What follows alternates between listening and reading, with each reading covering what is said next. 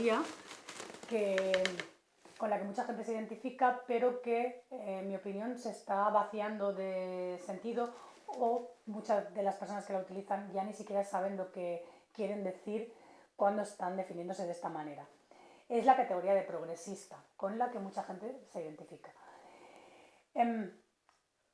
¿Qué significa progresista? En sí, progresista es una persona que cree que vamos hacia un futuro mejor, es decir, que cree en el progreso y cree que la raza humana progresa hacia un futuro que va a ser mejor que el pasado, un pasado contra el que opone, digamos, este progreso y con el que rechaza identificarse, ¿no? De hecho, las palabras, el progresismo en concreto, siempre significan más de lo que la mera definición viene a decir, porque con el uso se van llenando de contenido y con el progresismo se asocian diferentes ideas, ¿no? Es como una persona progresista tiene que ser feminista, tiene que ser ecologista, tiene que votar a cierto partido político y debe rechazar ideas reaccionarias, otro partido político, etc., ¿no?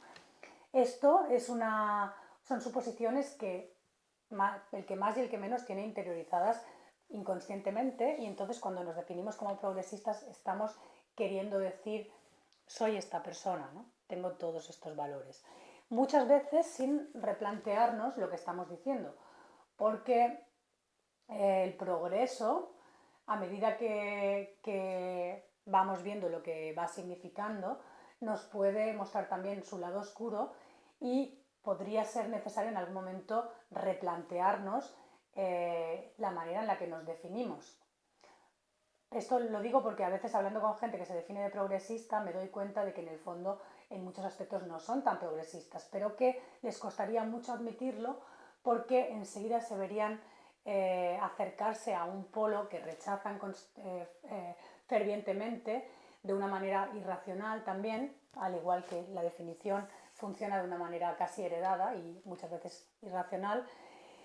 Y bueno, esto es lo primero que habría que cuestionar, y es que la sociedad occidental funciona con algunos principios que los tenemos inculcados de manera inconsciente, y uno de ellos es el principio del tercero excluido, tertium non datur, que se dice, y es que es un principio de la lógica que viene de Aristóteles y que viene a decir que si una proposición es o verdadera o falsa y que no cabe una tercera opción. Esto, que para algunos temas puede funcionar, en la mayoría de los asuntos humanos no es cierto, pero tendemos a ese pensamiento polarizado de una manera inconsciente, en parte por la herencia cultural y en parte por ese miedo que tenemos a la incertidumbre y esa necesidad que tenemos de definirnos y también de definir a nuestro enemigo, ¿no? Entonces preferimos aferrarnos a categorías, ¿no? Y no quedarnos en un limbo de no definición. Pero esto nos hace rígidos y hace que lo que yo creo que llega un momento en el que estemos identificados con algo que a lo mejor en el pasado significó, en el pasado histórico, ¿no? Puede haber significado algo, ¿no? Y uno puede haber querido, por circunstancias históricas, ser progresista y porque rechaza el pasado, pero que han pasado muchos años y esto va cambiando, y a lo mejor ahora cuando decimos que somos progresistas estamos aceptando una serie de cosas hacia las que avanza la humanidad que quizás no queremos aceptar, ¿no? Como por ejemplo lo que hablaba en el vídeo del vídeo anterior sobre el futuro. Aquí ahora podemos analizar hacia dónde se mueve el progreso y igual deberíamos ver, y muchas veces lo vemos, lo que pasa es que no lo integramos en cuestionar nuestra propia definición. Podemos ver hacia dónde nos movemos, ¿no? Y en cuanto a definición del ser humano, nos movemos en una dirección en la que pareciera ser que el ser humano se está rindiendo a la tecnología y se nos está diciendo que deleguemos cada vez más funciones en ella. Muchas veces lo hacemos de manera inconsciente, ¿no? Hemos delegado memoria, orientación, búsqueda de pareja. ¿Qué nos ha delegado, no? Hay una app para cada cosa, pensando que los algoritmos pueden resolver nuestros problemas mejor que nosotros mismos, ¿no?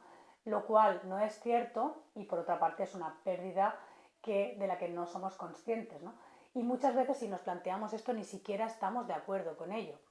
Por eso pienso que deberíamos de empezar a pensar si es ese el futuro hacia el que queremos movernos. Cuando en la primera revolución industrial sí hubo resistencias, cuando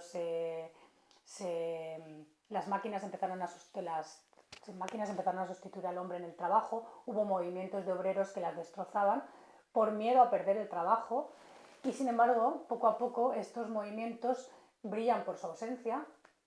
Günther Anders decía que tenemos una tendencia a autohumillarnos ante la tecnología, a contemplar nuestra obra, que es nuestra, con lo cual no puede ser tan perfecta o no puede ser más perfecta que nosotros, como superior y a someternos a ella, y que además la crítica de la tecnología siempre ha estado mal vista, siempre ha sido rechazada, de tal manera que mucha gente ni siquiera se atreve a hacerla porque no quiere verse considerado una persona reaccionaria, ¿no? Con tendencias a ir al pasado.